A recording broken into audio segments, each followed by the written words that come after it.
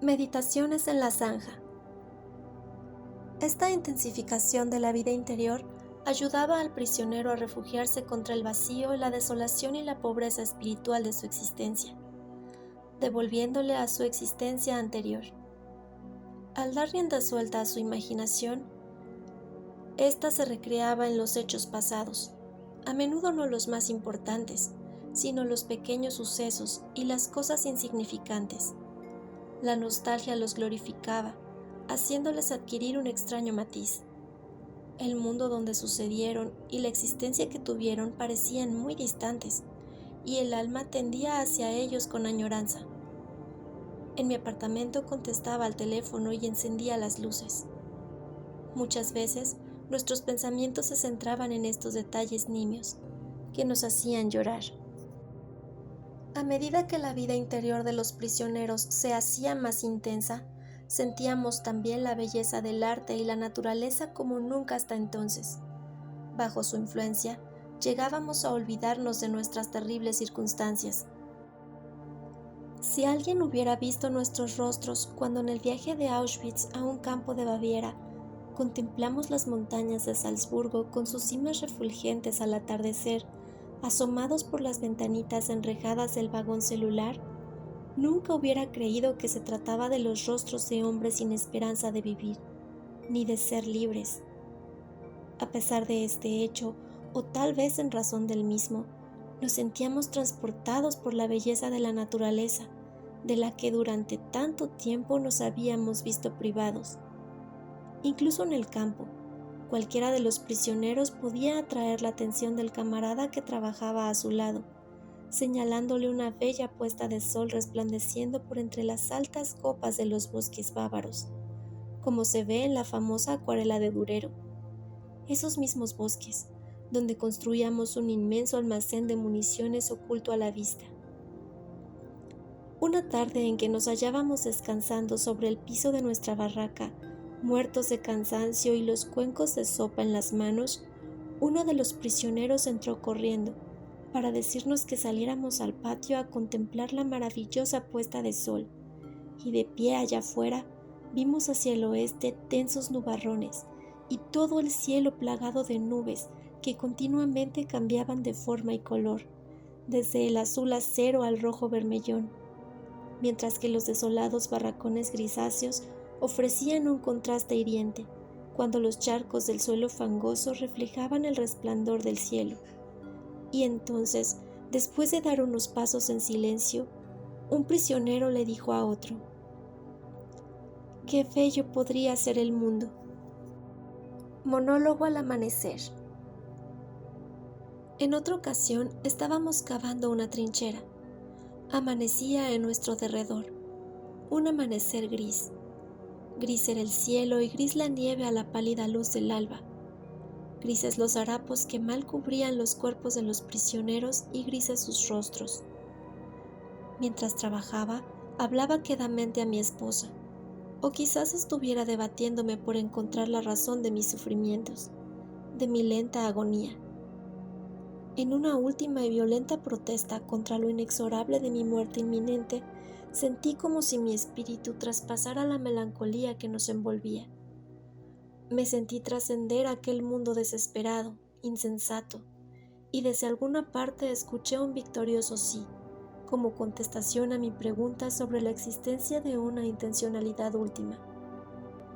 En aquel momento y en una franja lejana encendieron una luz, que se quedó allí, fija en el horizonte como si alguien lo hubiera pintado, en medio del gris miserable de aquel amanecer en Baviera. Et lux in tenebris lucet, y la luz brilló en medio de la oscuridad. Estuve muchas horas tajando el terreno helado. El guardián pasó junto a mí, insultándome, y una vez más volví a conversar con mi amada.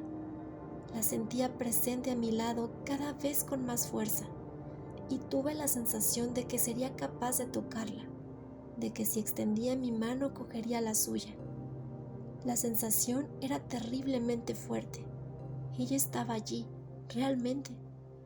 Y entonces, en aquel mismo momento, un pájaro bajó volando y se posó justo frente a mí, sobre la tierra que había extraído de la zanja, y se me quedó mirando fijamente. Arte en el campo. Antes he hablado del arte. ¿Puede pensarse en algo parecido en un campo de concentración? Depende más bien de lo que uno llame arte.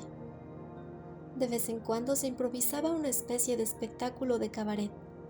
Se despejaba temporalmente un barracón, se apiñaban o se clavaban entre sí unos cuantos bancos y se estudiaba un programa. Por la noche, los que gozaban de una buena situación, los capos, y los que no tenían que hacer grandes marchas fuera del campo se reunían allí y reían o alborotaban un poco, cualquier cosa que les hiciera olvidar.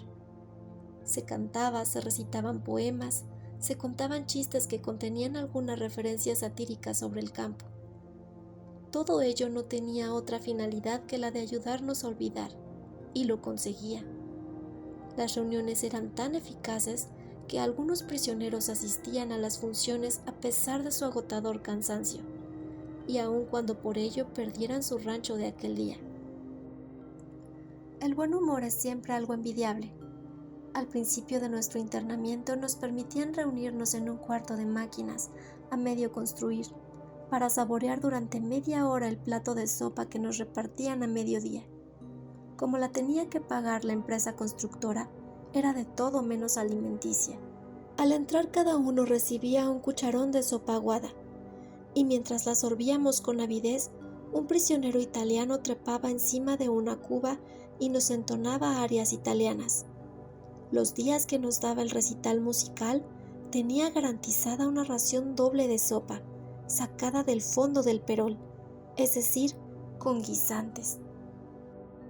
En el campo se concedían premios no solo por entretener, sino también por aplaudir. Por ejemplo, a mí podía haberme protegido, y fui muy afortunado al no necesitarlo, el capo más temido de todos, a quien por más de una razón se le conocía por el sobrenombre de El Capo Asesino. Contaré cómo sucedió. Una tarde tuve el gran honor de que me invitaran otra vez a la sesión de espiritismo. Estaban reunidos en aquella habitación unos cuantos amigos íntimos del médico jefe. Asimismo, estaba presente de forma totalmente ilegal el oficial al cargo del escuadrón sanitario. El capo asesino entró allí por casualidad y le pidieron que recitara uno de sus poemas que se habían hecho famosos o infames en el campo. No necesitaba que se lo repitieran 2 veces, de modo que rápidamente sacó una especie de diario, del que empezó a leer unas cuantas muestras de su arte. Me mordía los labios hasta hacerme sangre para no reírme al escuchar uno de sus poemas amorosos, y seguramente gracias a ello salvé la vida. Como además le aplaudí con largueza, es muy posible que también hubiera estado a salvo caso de haber sido destinado a su cuadrilla de trabajo, donde ya me habían asignado un día que para mí fue más que suficiente. Pero siempre resultaba útil que el capo asesino le conociera a uno desde algún ángulo favorable, así que le aplaudí con todas mis fuerzas. La obsesión por buscar el arte dentro del campo adquiría en general matices grotescos. Yo diría que la impresión real que producía todo lo que se relacionaba con lo artístico surgía del contraste casi fantasmagórico entre la representación y la desolación de la vida en el campo, que le servía de telón de fondo. Nunca olvidaré que en la segunda noche que pasé en Auschwitz fue la música lo que me despertó de un sueño profundo. El guardia encargado del barracón celebraba una especie de fiestecilla en su habitación, que estaba próxima a la entrada de nuestra puerta, Voces achispadas se desgañitaban cantando tonadas gastadas. De pronto se hizo el silencio, y en medio de la noche se oyó un violín que tocaba desesperadamente un tango triste, una melodía poco conocida y poco desgastada por la continua repetición.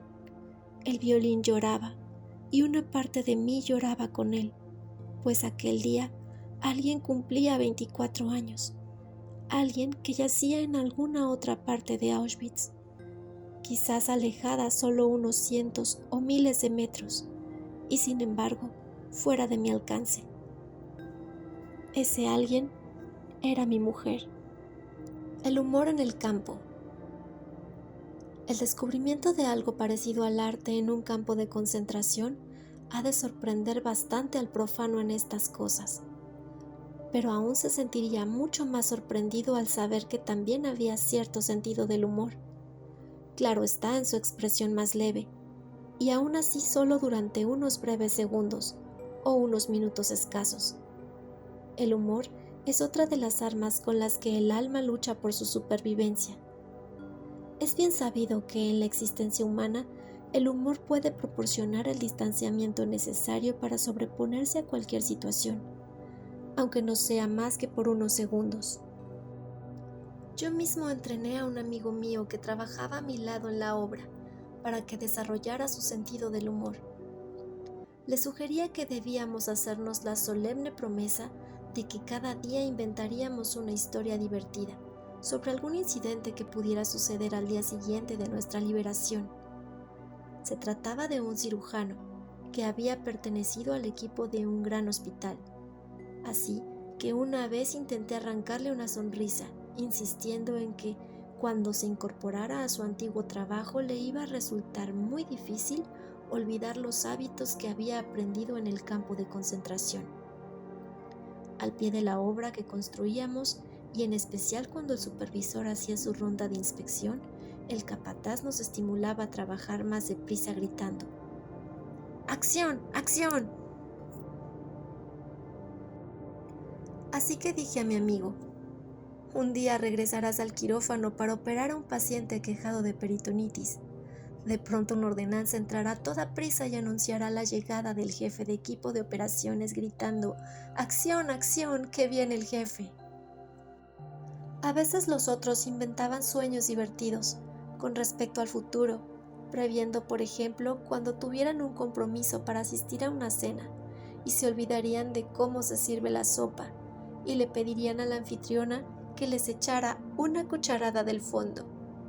Los intentos para desarrollar el sentido del humor y ver las cosas bajo una luz humorística son una especie de truco que aprendimos mientras dominábamos el arte de vivir, pues aún en un campo de concentración es posible practicar el arte de vivir, aunque el sufrimiento sea omnipresente. Cabría establecer una analogía. El sufrimiento del hombre actúa de modo similar a como lo hace el gas en el vacío de una cámara. Esta se llenará por completo y por igual, cualquiera que sea su capacidad. Análogamente, el sufrimiento ocupa toda el alma y toda la conciencia del hombre, tanto si el sufrimiento es mucho como si es poco. Por consiguiente, el tamaño del sufrimiento humano es absolutamente relativo, de lo que se deduce que la cosa más nimia puede originar las mayores alegrías. Tomemos a modo de ejemplo algo que sucedió en nuestro viaje de Auschwitz a un campo filial del de Dachau. Todos temíamos que aquel traslado nos llevara al campo de Mauthausen, y nuestra tensión aumentaba a medida que nos acercábamos a un puente sobre el Danubio, que el tren tenía que cruzar para llegar a Mauthausen, según sabíamos por lo que contaban los prisioneros más experimentados. Los que no hayan visto nunca algo parecido no podrán imaginar los saltos de júbilo que los prisioneros daban en el vagón cuando vieron que nuestro transporte no cruzaba aquel puente y que solo nos dirigíamos a Dachau. Pero ¿qué sucedió a nuestra llegada a este campo tras un viaje que había durado 2 días y 3 noches? Bueno, en el vagón no había sitio para que todos nos acurrucáramos en el suelo al mismo tiempo. La mayoría tuvo que permanecer de pie todo el viaje, mientras que unos pocos se turnaban para ponerse de cuclillas en la estrecha franja que estaba empapada de orines. Cuando llegamos, las primeras noticias que escuchamos a los prisioneros más antiguos fueron que este campo relativamente pequeño, con una población de 2.500 reclusos, no tenía horno, ni crematorio, ni gas, lo que significaba que ninguno de nosotros iba a ser un musulmán. Ninguno iba a ir derecho a la cámara de gas, sino que tendría que esperar hasta que se dispusiera lo que se llamaba un convoy de enfermos, que lo devolvería a Auschwitz. Esta agradable sorpresa nos puso a todos de buen humor. El deseo del viejo vigilante de nuestro barracón en Auschwitz se había cumplido. Habíamos llegado lo más rápidamente posible a un campo que, a diferencia de Auschwitz, no tenía chimenea. Nos reíamos y contábamos chistes a pesar de las cosas que tuvimos que soportar durante las horas que siguieron.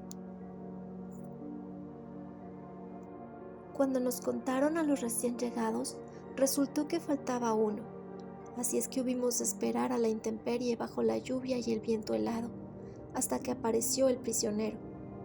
Finalmente lo encontraron en un barracón, dormido, exhausto por el cansancio. Entonces, el pasar lista se convirtió en un desfile de castigo.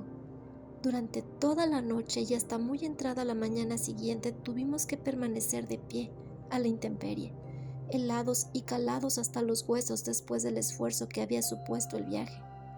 Y aún así nos sentíamos contentos. En aquel campo no había chimenea y Auschwitz quedaba lejos. ¿Quién fuera un preso común? Otra vez vimos a un grupo de convictos que pasaban junto al lugar donde trabajábamos, y entonces se nos hizo patente y obvia la relatividad del sufrimiento, y envidiamos a aquellos prisioneros por su existencia feliz, segura y relativamente bien ordenada. Sin duda tendrían la oportunidad de bañarse regularmente. Pensamos con tristeza. Seguramente dispondrían de cepillos de dientes, de ropa, de un colchón, uno para cada uno, y mensualmente el correo les traería noticias de lo que sucedía a sus familiares, o al menos de si estaban vivos o si habían muerto.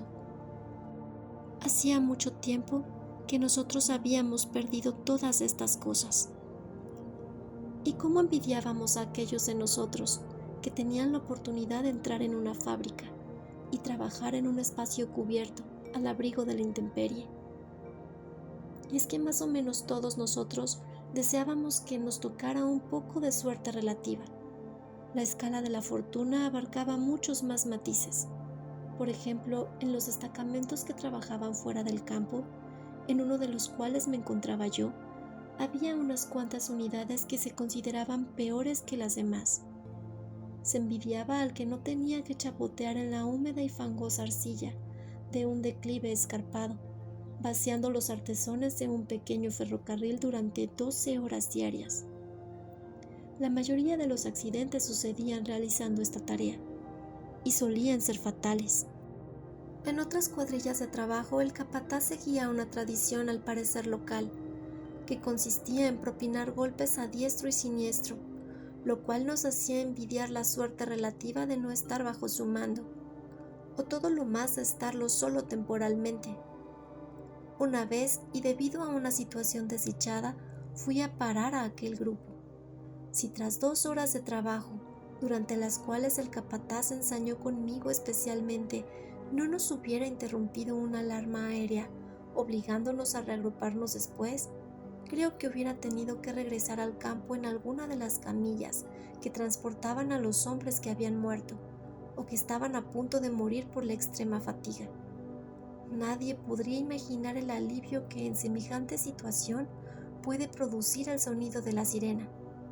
Ni siquiera el boxeador, que oye sonar la campana que anuncia el final del asalto, salvándose así en el último instante de un knockout seguro. Suerte es lo que a uno no le toca padecer. Agradecíamos los más ínfimos favores. Nos conformábamos con tener tiempo para despiojarnos antes de ir a la cama, aunque ello no fuera en sí muy placentero, porque suponía estar desnudos en un barracón helado, con carámbanos colgando del techo. Nos contentábamos con que no hubiera alarma aérea durante esta operación y las luces permanecieran encendidas.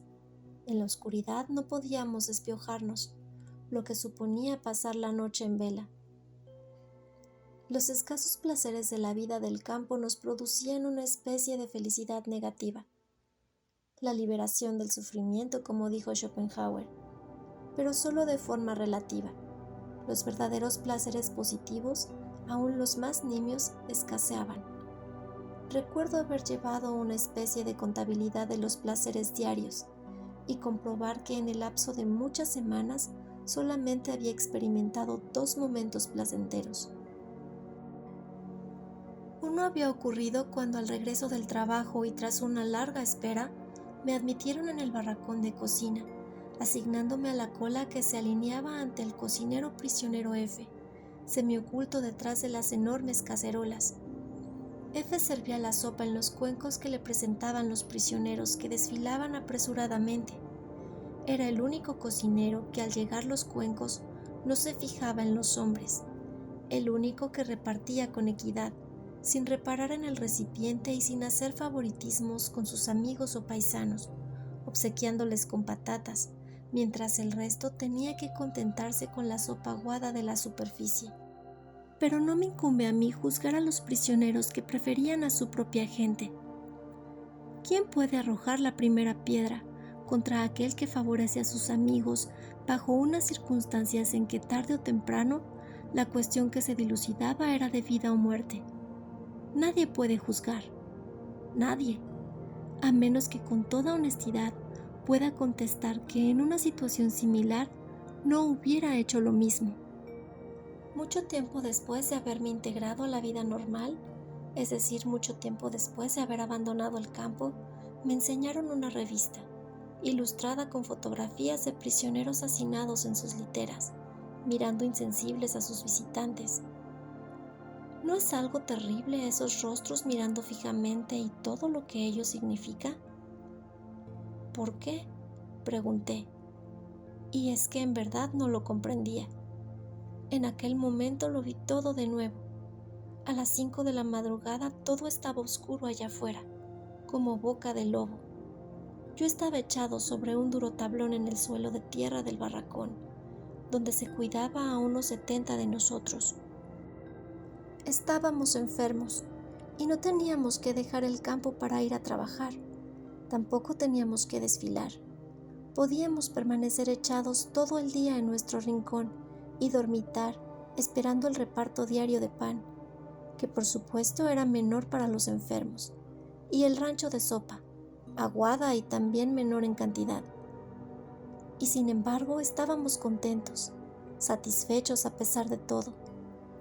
Mientras nos apretujábamos los unos contra los otros para evitar la pérdida innecesaria de calor, emperezados y sin la menor intención de mover ni un dedo sin necesidad, oíamos los agudos silbatos y los gritos que venían de la plaza donde el turno de noche acababa de regresar y formaba para la revista. La ventisca abrió la puerta de par en par y la nieve entró en nuestro barracón. Un camarada exhausto y cubierto de nieve entró tambaleándose y durante unos minutos permaneció sentado, pero el guardia le echó fuera de nuevo. Estaba estrictamente prohibido admitir a un extraño en un barracón mientras se procedía a pasar revista. ¿Cómo compadecía a aquel individuo y qué contento estaba yo de no encontrarme en su lugar, sino dormitando en la enfermería? ¿Qué salvación suponía el permanecer allí 2 días y tal vez otros 2 más?